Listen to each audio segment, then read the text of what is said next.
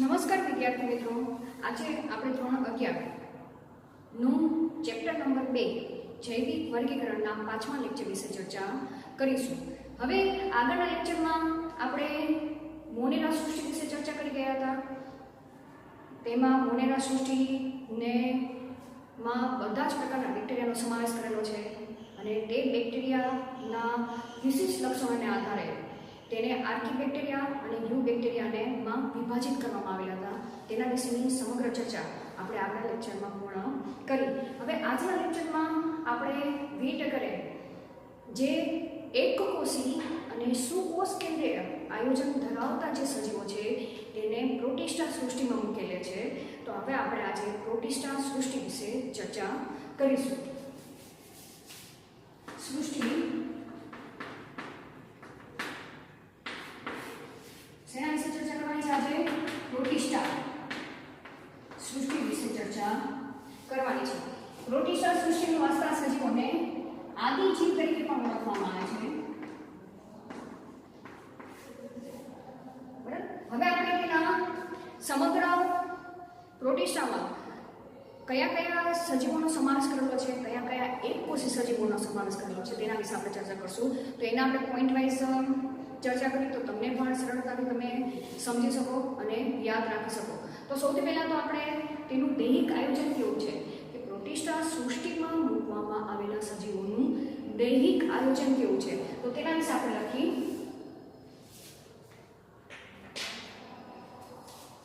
દૈહિક આયોજન. દૈહિક આયોજન એટલે તેનું શરીરનું બંધારણ કેવું છે.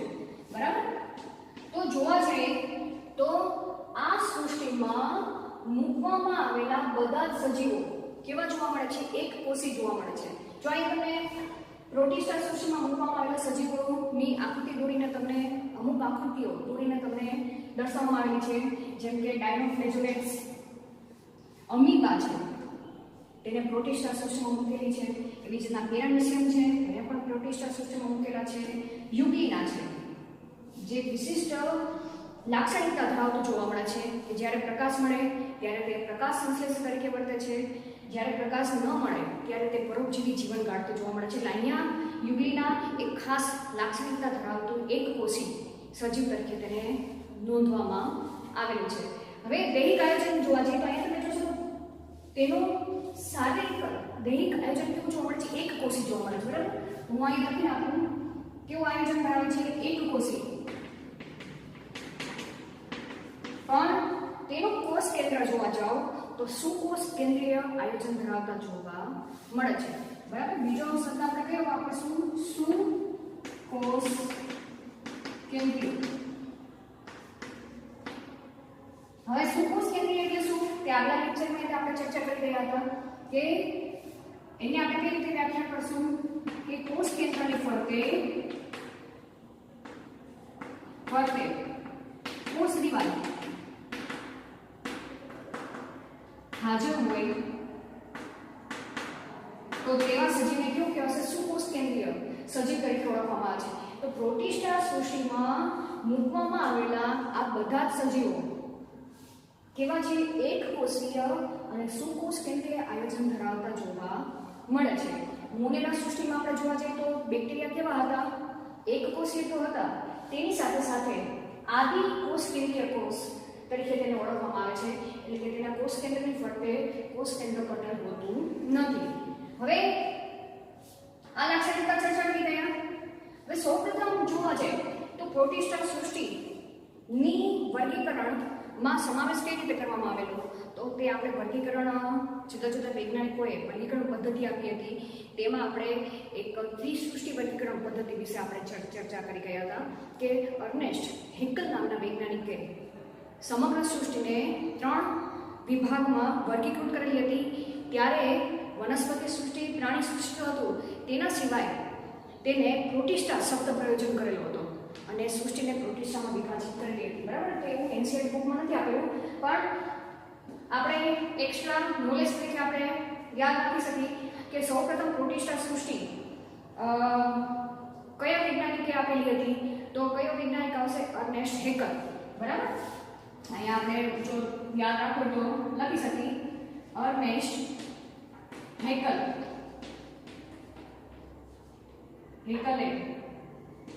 સૌપ્રથમ પ્રોટિસ્ટા સૃષ્ટિ વિશે સમજૂતી આપી. બરાબર. હવે 5 સૃષ્ટિ વર્ગીકરણ પદ્ધતિમાં વીટેકરે આમાં પ્રોટિસ્ટા સૃષ્ટિમાં બધા જ એક કોષીય અને સુકોષ કેન્દ્રીય આયોજન ધરાવતા એક સજીવોને સમાવેશ કરેલો છે. તો અહીંયા આપણે ચર્ચા કરવા જઈએ તો આ સૃષ્ટિમાં અમીબાને પણ સમાવેશ કરેલો છે, પેરામીસરને પણ સમાવેશ કરેલો છે. તેના સિવાય ક્લેમિડોમોનાસ નામની લીલ છે તેને પણ સમાવેશ કરેલો છે અને ક્લેરોફોલા નામની લીલને પણ પ્રોટિસ્ટા સૃષ્ટિમાં સમાવેશ કરેલો છે. બરાબર. તો અહીંયા આપણે લખી શકીએ કે ક્લેમિડોમોનાસ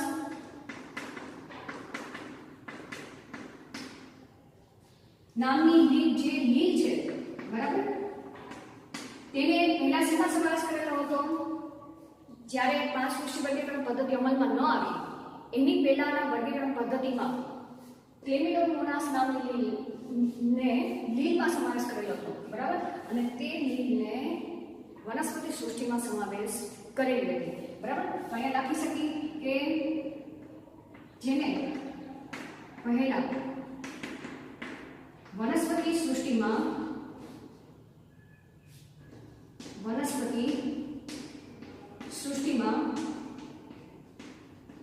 સમાવેશ કરેલ હતું. એવી જ રીતના અમીબા અને પેરામીસિયમ છે.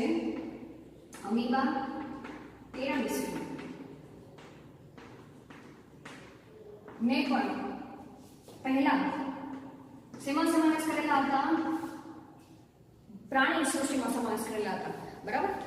ત્યારે વીટેકરે વર્ગીકરણ આપ્યું તેની પહેલાની વર્ગીકરણ પદ્ધતિની વાત કરીશ. બરાબર. પહેલા પ્રાણી સૃષ્ટિમાં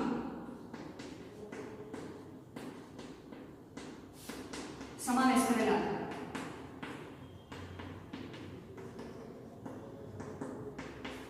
ત્યારબાદ કારણ કે અમીબા અને પેરામીસિયમની કોષીય આયોજનની ફરતે કોષ દિવાલ હોતી નથી, એટલે પહેલાના સમયમાં જ્યારે એરિસ્ટોટલ છે, લિનિયસ છે, જેને દ્વિસૃષ્ટિ વર્ગીકરણ પદ્ધતિ આપી, પછી અર્નેસ્ટ હેકલ છે જેને દ્વિસૃષ્ટિ વર્ગીકરણ પદ્ધતિ આપી, એ બધાએ ક્લેમિડોમોનાસ, અમીબા, પેરામીસિયમ, ક્લેમિડોમોનાસને વનસ્પતિ સૃષ્ટિમાં સામેલ કરેલી હતી, અમીબા, પેરામીસિયમને પ્રાણી સૃષ્ટિમાં સામેલ કરેલા હતા.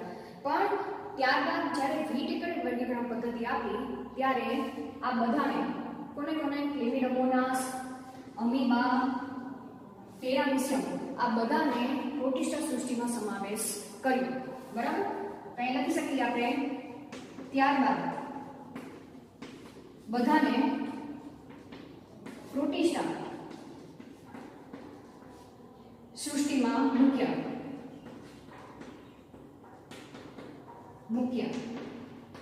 બરાબર. તો આટલું યાદ રહેશે. આપણે પેલા હજી સામાન્ય માહિતી પ્રોટિસ્ટા સૃષ્ટિની લઈ છે. બરાબર. કે તેનું દૈહિક આયોજન જોવા જઈએ તો એક કોષીય સુકોષ કેન્દ્રીય આયોજન ધરાવે છે. બરાબર. સૌપ્રથમ ક્લેમિડોમોનાસને વનસ્પતિ સૃષ્ટિમાં મૂકેલી હતી, અમીબા, પેરામીસિયમને પ્રાણી સૃષ્ટિમાં મૂકવામાં આવેલા હતા. ત્યારબાદ વીટેકરે આ બધાને પ્રોટિસ્ટા સૃષ્ટિમાં સમાવેશ કર્યો. જો આ બધા તમે એમસીક્યુમાં પૂછી શકે એટલે ખાસ ભાર આપું છું. બરાબર. હવે નોંધ કરતા જશો સાથે.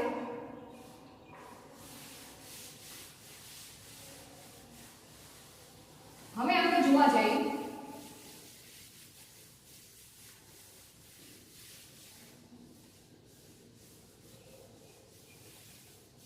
તો તેની કોષ દિવાલની રચના જોવા જઈએ. બરાબર. કોની કોષ દિવાલની રચના? કે પ્રોટિસ્ટા સૃષ્ટિમાં મૂકવામાં આવેલા આ જે બધા એક કોષીય સજીવો છે તેની કોષ દિવાલ કેવી હોય છે?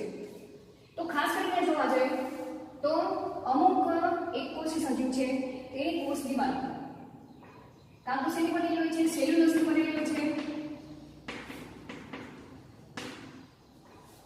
કાં તો જોવા જઈએ તો જેમ સાબુદાની હોય. બરાબર. સાબુદાનીમાં તમને જોવા જો તો સાબુદાની એટલે જેમાં આપણે સાબુ મૂકતા હોઈએ એ સાબુદાની, બરાબર, કે તેનું ઉપરનું જે સ્તર છે તે નીચેના સ્તરને શું કરે છે, ઢાંકે છે, જેને કારણે સાબુ અંદર પડ્યો રહે, બરાબર.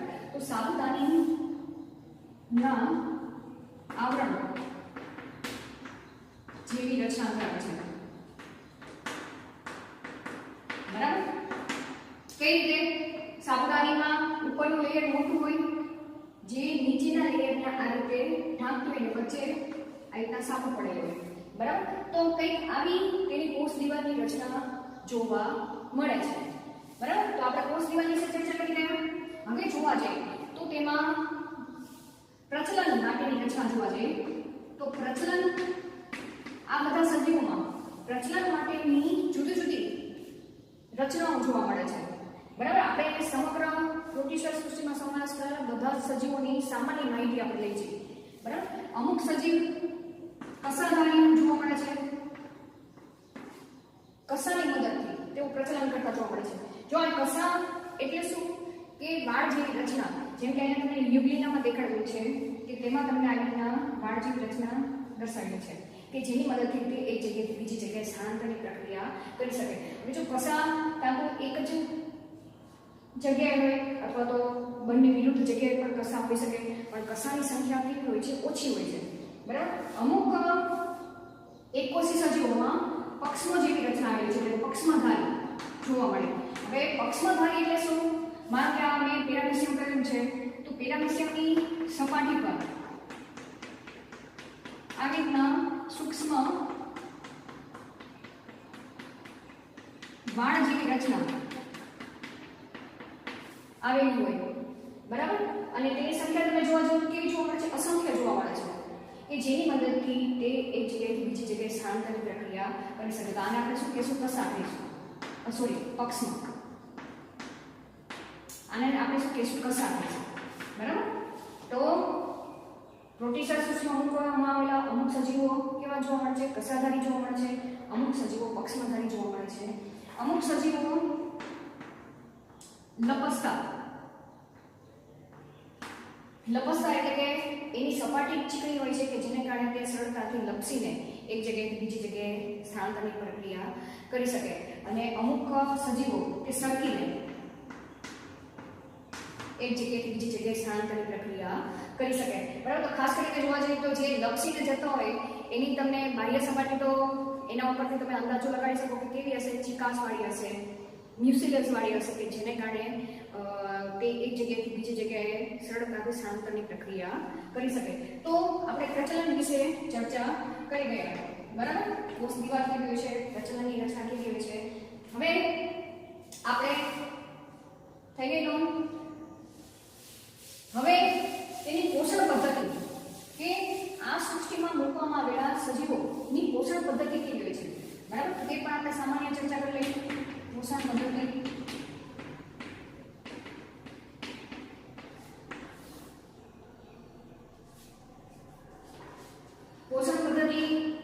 આપણે જોવા જઈએ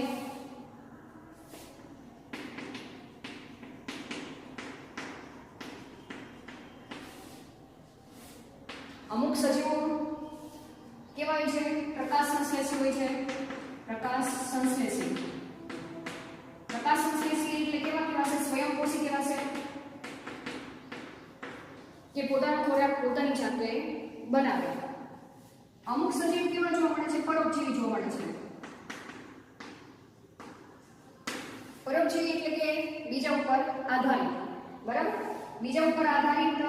અને અમુક સજીવ કેવા જોવા મળે છે? મૃતોપજીવી. મૃતોપજીવી એટલે કે મૃતદેહ, કે વનસ્પતિના અવશેષો અથવા તો પ્રાણીઓના અવશેષો ઉપર આધારિત જોવા મળે. તો પ્રોટીસ્ટા સૃષ્ટિમાં જે એકકોષીય સુકોષ કેન્દ્રીય સજીવો મૂકેલા છે તેની પોષણ પદ્ધતિ પણ અલગ અલગ જોવા મળે છે.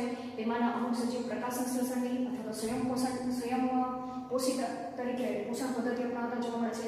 અમુક સજીવો એ મૃતોપજીવી પોષણ પદ્ધતિ અપનાવતા જોવા મળે છે. અને અમુક સજીવો એ પરોપજીવી જીવન ગાળતા જોવા મળે છે. તો અહીંયા આપણે એક ઉદાહરણ વિશે ચર્ચા કરી લઈએ. જેમ કે પ્રકાશ સંશ્લેષી, સ્વયંપોષી, પ્રોટિસ્ટા સૃષ્ટિમાં સમાવેશ કરેલા સજીવો તરીકે ડાયનોફ્લેજેલેટ્સ છે,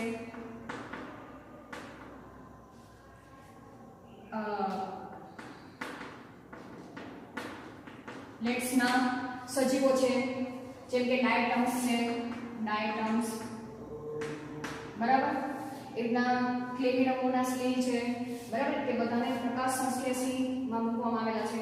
મૃતોપજીવ તરીકે સ્લાઇમ મોલ્ડ છે, જે મૃતોપજીવી પોષણ પદ્ધતિ અપનાવતા જોવા મળે છે. પરોપજીવી તરીકે અમીબા છે, પેરામિસિયમ છે બરાબર. યુગ્લિના આવશે તો યુગ્લિના બંનેમાં આવી શકે, પ્રકાશ સંશ્લેષણમાં પણ આવશે બરાબર, જેમ કે અહીંયા યુગ્લિના લખી શકીએ આપણે બરાબર. જ્યારે એને પ્રકાશ ન મળે ત્યારે તે પરોપજીવી જીવન રાખતા પણ જોવા મળે છે, અહીંયા પણ આપણે લખી શકીએ યુગ્લિનાનો સમાવેશ આપણે આમાં પણ કરી શકીએ.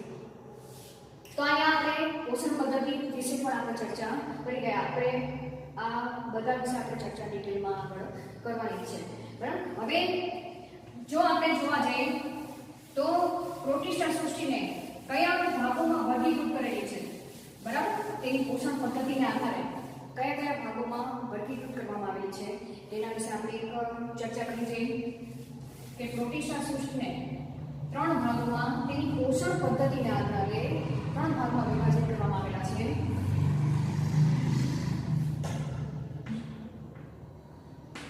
ડાયનોફ્લેજેલેટ્સ,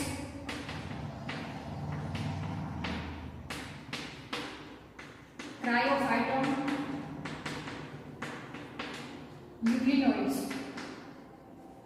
યુગ્લિનોઇડ્સ બરાબર. આ 3 વર્ગમાં મૂકવામાં આવેલા જે સજીવો છે તે બધા કેવા છે? પ્રકાશ સંશ્લેષી, કે પોષણની દ્રષ્ટિએ તે કેવા જોવા મળે છે? સ્વયંપોષી જોવા મળે છે. પછી સ્લાઇમ મોલ્ડ છે, સ્લાઇમ મોલ્ડ જેની પોષણ પદ્ધતિ આપણે જોવા જઈએ તો કેવી છે? મૃતોપજીવી બરાબર. તો અહીંયા આપણે લખી શકીએ મૃતોપજીવી. અને પરોપજીવી તરીકે જોવા જઈએ તો પેરાઝોઆ છે, પેરામિસિયમ છે. તો પેરાઝોઆ જે કેવી પદ્ધતિ અપનાવતા જોવા મળે છે? પરોપજીવી કે વિષમપોષી બરાબર. આપણે લખી શકીએ કે વિષમપોષી જીવન ગાળતા જોવા મળે છે, જેમાં પ્રજીવનો સમાવેશ કરેલો છે. પેરાઝોઆ એટલે કે પ્રજીવ બરાબર, એક પ્રકારના. તો આ પોષણ પદ્ધતિના આધારે પ્રોટિસ્ટા સૃષ્ટિને 3 ભાગમાં વર્ગીકૃત કરવામાં આવે છે, જે પ્રકાશ સંશ્લેષી સ્વયંપોષી સજીવો છે તેને ડાયનોફ્લેજેલેટ્સ, ક્રાયોફાઇટમ અને યુગ્લિનોઇડ્સ, તેમજ જે મૃતોપજીવી પોષણ પદ્ધતિ અપનાવે છે તેને સ્લાઇમ મોલ્ડમાં, અને જે વિષમપોષી પોષણ પદ્ધતિ અપનાવે છે તેને પેરાઝોઆ અથવા પ્રજીવ સમુદાયમાં વિભાજિત કરવામાં આવેલા છે. તો આપણે આ 5 તબક્કાઓ વિશે હવે આગળ ચર્ચા કરીશું. હવે આપણે ક્રાઇસોફાઇટ્સ વિશે ચર્ચા કરીશું. હવે અહીંયા તમને આકૃતિ તમને દર્શાવેલી છે, જેમાં ઘણા બધા ક્રાઇસોફાઇટ્સ દર્શાવેલા છે. અમુક ક્રાઇસોફાઇટ્સમાં જેમ કે ડાયનોફ્લેજેલેટ્સ જે ડેસ્મિડ્સ છે, જે ગોળાકાર આકારના અથવા તો દંડાણુ આકારના તમને અહીંયા જોવા મળે છે. જુદા જુદા આકારના જે પાણી ઉપર વસવાટ કરતા જોવા મળે છે. ક્રાઇસોફાઇટ્સમાં આપણે તેના ઉદાહરણ વિશે આપણે ચર્ચા કરી છે કે ઉદાહરણ તરીકે તેમાં કોનો સમાવેશ કરેલો છે? ક્રાઇસોફાઇટ્સમાં ડાયટમ્સ અને ડેસ્મિડ્સ બરાબર, એના બંને વિશે ચર્ચા કરેલો છે. હવે આપણે ડાયટમ્સ વિશે ચર્ચા કરી તો ડાયટમ્સમાં તેની ચર્ચા કરવા જઈએ તો તેનું નિવાસસ્થાન જોવા જઈએ. નિવાસસ્થાન બરાબર, પેલા તો ડાયટમ્સ વિશે જોઈ તે ખાસ કરીને જોવા જઈએ તો મીઠા પાણી તેમજ ખારા પાણીની સપાટી પર જોવા મળે છે. એટલે કે કઈ રીતે? નિષ્ક્રિય પ્લવકો સ્વરૂપે. યાદ રાખજો, નિષ્ક્રિય પ્લવકો તરીકે જોવા મળે છે બરાબર. આ એક મેઇન પોઈન્ટ યાદ રાખજો કે પાણી પર તરતા એટલે જેને આપણે પ્લવકો કહીએ છીએ બરાબર, પણ કેવા સ્વરૂપમાં હોય છે? નિષ્ક્રિય સ્વરૂપમાં હોય છે. હવે તેની જો કોષ દિવાલની રચના જોવા જઈએ બરાબર, તો કોષ દિવાલ ખાસ કરીને જોવા જઈએ તો તેની કોષ સપાટી ફરતે સિલિકા દ્રવ્યનું આવરણ આવેલું છે. આ પેલા યાદ રાખજો, શેનું આવરણ છે? સિલિકા દ્રવ્યનું આવરણ કોષ દિવાલમાં છે, બરાબર? આવરણ છે. આ એક મેઇન પોઈન્ટ યાદ રાખવાનું છે. કયું દ્રવ્ય છે? સિલિકા દ્રવ્યનું આવરણ છે, જેને કારણે ડાયટમ્સ છે તે લાખો વર્ષો સુધી દરિયાની સપાટી પર તરતી રહે છે, બરાબર? જે મૃત પામતી નથી, બરાબર? પામતી નથી, જેને કારણે કોને કારણે? જેને કારણે જે મૃત પામતી નથી. કોને કારણે? સિલિકા દ્રવ્યનું આવરણ છે એટલે તે મૃત પામતી નથી અને તે લાખો વર્ષો સુધી જમા થતી જ રહે છે, જમા થતી રહે છે સપાટી પર, બરાબર? હવે રચના જોવા જઈએ. કોની? કોષ દિવાલની રચના. દિવાલની રચના. તો તેની કોષ દિવાલની રચના કેવી રીતના ગોઠવાયેલી છે? જેમ કે સાબુનું બોક્સ કેવી રીતે હોય કે ઉપરનું આવરણ નીચેના આવરણને ઢાંકી દે, એટલે કે આચ્છાદિત કરે, બરાબર? સાબુના બોક્સ ના આવરણની જેમ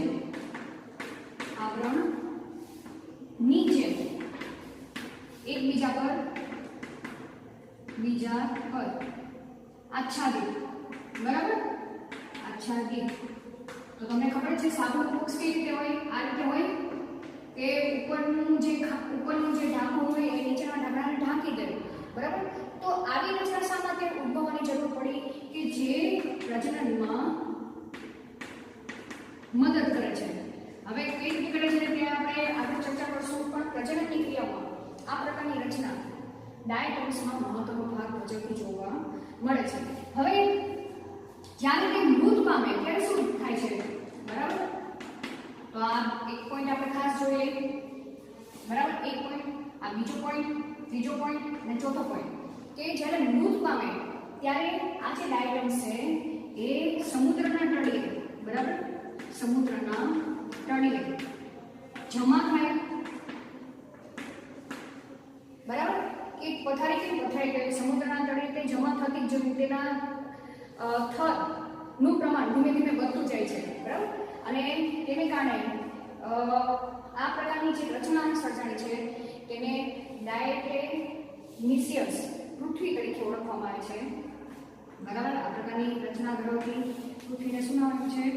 ડાયટેમિસિયસ પૃથ્વી તરીકે ઓળખવામાં આવે છે. એટલે ચાદર પથરાયેલી હોય અને તેની તમે રચના જોવા જાઓ તો લીલી ચાદર કેમ પથરાયેલી હોય તેવી રચના જોવા મળે છે. હવે તેની અંદર ખાસ કરીને જોવા જઈએ તો પ્રજનન પદ્ધતિ જોવા જઈએ. તો પ્રજનન તે કઈ રીતે કરે છે? તો પ્રજનન જોવા જઈએ તો તે લિંગી પ્રજનન તેમજ અલિંગી પ્રજનન પદ્ધતિ અપનાવતા જોવા મળે છે. અને એમાંય ખાસ કરીને જોવા જઈએ તો લિંગી પ્રજનન સંયુગ્મન દ્વારા તે કરતા જોવા મળે છે, બરાબર? તો પ્રજનન પદ્ધતિ વિશે ચર્ચા કરી. હવે ખાસ કરીને જોવા જઈએ તો તેની પોષણ પદ્ધતિ જોવા જઈએ, બરાબર? એક પોઈન્ટમાં અહીંયા લખું છું પોષણ પદ્ધતિ, બરાબર? તો પોષણ પદ્ધતિ જોવા જઈએ તો કેવા છે? પ્રકાશ સંશ્લેષી. પ્રકાશ સંશ્લેષી એટલે સ્વયંપોષી, બરાબર? અને સમુદ્રના તે મુખ્ય ઉત્પાદક તરીકે, જો અહીંયા તમને પ્રશ્નની માર્ક્સમાં શું પૂછી શકે કે મુખ્ય ઉત્પાદક તરીકે કોણ છે? તો ક્રાયોસોફાઇટ્સના ડાયટમ્સ અને ડેસ્મિડ્સ એ મુખ્ય ઉત્પાદક તરીકે વર્તે છે, બરાબર? લખી શકી મુખ્ય ઉત્પાદક તરીકે તેઓ વર્તે છે, બરાબર? તો આ ખાસ યાદ રાખજો. પોષણ પદ્ધતિ, પ્રકાશ સંશ્લેષી, નિવાસસ્થાન નિષ્ક્રિય પ્લવક સ્વરૂપે અને સપાટી પર, બરાબર? દરિયાઈ સપાટી પર, સમુદ્ર પાણીની સપાટી ખાસ કરીને જોવા જઈએ તો સમુદ્ર સપાટી પર, બરાબર? કોષ દિવાલ જોવા જઈએ તો સિલિકા દ્રવ્યનું આવરણ ધરાવતું જોવા મળે છે, જેને કારણે તે ક્યારેય તે મોટે ભાગે તેઓ લાંબા સમય સુધી, કેટલાક ઘણા વર્ષો સુધી તે મૃત પામતા નથી. અને કોષ દિવાલની રચના જોવા જઈએ તો સાબુના બોક્સ એકબીજા પર બંને આવરણ એકબીજા ઉપર કેવી રીતે આચ્છાદિત હોય તે રીતે જોવા મળે છે. તેના સિવાય જ્યારે તે મૃત પામે ત્યારે સમુદ્રના તળિયે તેઓ જમા થતા જાય છે, અને પ્રજનન પદ્ધતિ જોવા જઈએ તો લિંગી પ્રજનન સંયુગ્મન પદ્ધતિ દ્વારા અને અલિંગી પ્રજનન પદ્ધતિ અપનાવતા જોવા મળે છે. હવે તેની ઉપયોગિતા વિશે ચર્ચા કરવા જઈએ. બરાબર, આટલી ચર્ચા કરી રહ્યા તો ઉપયોગિતા સાથે સાથે આપણે ચર્ચા કરી લઈએ તો ક્રાઇસોફાઇટ્સની ઉપયોગિતા ડાયટમ્સની ઉપયોગિતા. બરાબર, હવે ડાયટમ્સ લખી નાખો. હવે ડાયટમ્સની ઉપયોગિતા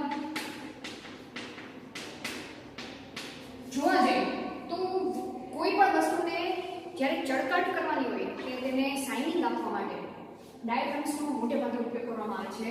તો વસ્તુને ચળકતી કરવા માટે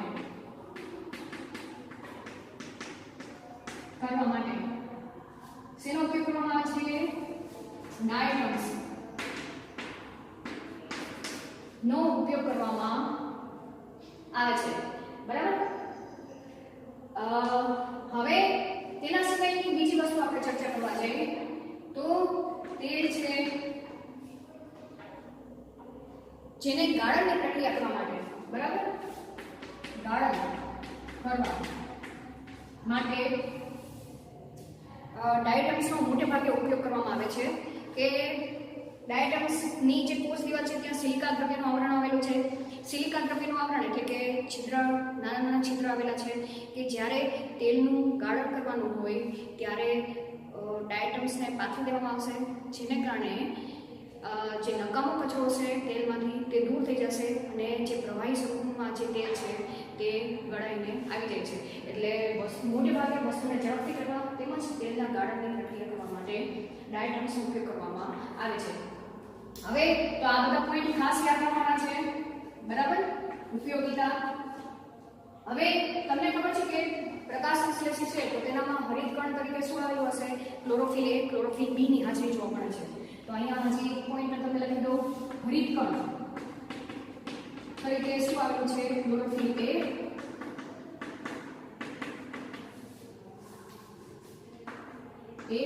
B હાજર હોય છે. બરાબર, ઘણી વખત તે ગોલ્ડન કલરની પણ જોવા મળે છે. બરાબર, તો તેમાં ક્લોરોફિલ સિવાયના હરિતદ્રવ્ય આવેલા હોય છે જેને કારણે તે અલગ રંગની પણ જોવા મળે છે. તો અહીંયા આપણે ડાયટમ્સ વિશે ચર્ચા કરી કે હવે આપણે ડેસ્મિડ્સ વિશે ચર્ચા કરી. બરાબર, તો આટલું નોંધ કરી લેજો. 5 પોઈન્ટ છે: પોષણ પદ્ધતિ, નિવાસસ્થાન, કોષ દિવાલની રચના, મૃત પામે ત્યારે શું જોવા મળે છે, પ્રજનન પદ્ધતિ, તેની ઉપયોગિતા. બરાબર, અને તેની અંદર કયું રંજક દ્રવ્ય જોવા મળે છે? હરિત ક્લોરોફિલ A અને ક્લોરોફિલ B ની હાજરી જોવા મળે છે, જેને કારણે તે લીલા રંગનું જોવા મળે છે. બરાબર, તો આટલી ચર્ચા ડાયટમ્સ. તમને પ્રશ્ન પૂછી શકે તો આટલા 5 પોઈન્ટ સાવ ઈઝી છે. બરાબર, લખી લેજો એટલે તમને સરળતાથી યાદ રહેશે. બરાબર, હવે આપણે ડેસ્મિડ્સ વિશે ચર્ચા કરી.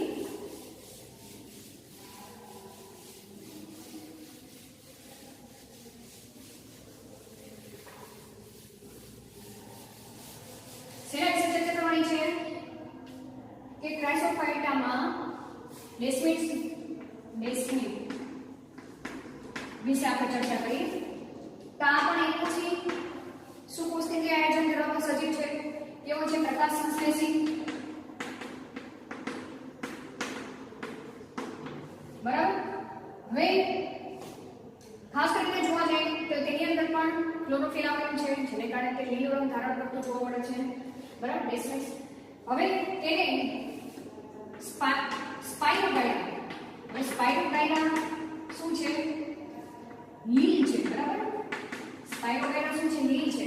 તેની સાથે ડેસ્મિડ્સને સરખાવવામાં આવેલી છે મોટે ભાગે, કારણ કે તેનો રચના જોવા જઈએ તો રચના સ્પાઇરોગાયરાની રચના એ ડેસ્મિડ્સની રચના એ સ્પાઇરોગાયરા સાથે મળતી આવે છે. બરાબર, તો અહીંયા એ લીલ તરીકે પણ તેને ઓળખવામાં આવે છે ડેસ્મિડ્સને.